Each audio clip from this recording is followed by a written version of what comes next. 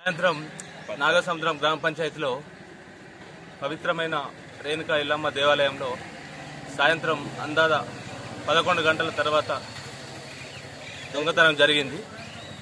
ఈ దేవాలయంలో ఇంతకుముందు కూడా దొంగతనం జరిగింది. కొత్త డెక్కు మరియు గోల్డ్ అప్పుడు ఒక అర్ధతులం, ఇప్పుడు అర్ధతులం కంటే ఎక్కువ 1 తులం వరకు దొంగతనం చేయడం జరిగింది. ఇప్పటి వరకు 2-3 సార్లు దొంగతనం జరిగింది. మరియు ఇంతకుముందు హనుమాన్ టెంపుల్లో కూడా దొంగతనం జరిగింది. అయినప్పటికీ నామమాత్రంగా చర్యలు తీసుకోవడం జరిగింది. ఇప్పటి వరకు వాళ్ళ ఆచూకీ తెలియలేదు. ఖచ్చితంగా సీసీ ఫుటేజ్లు ఉన్నాయి.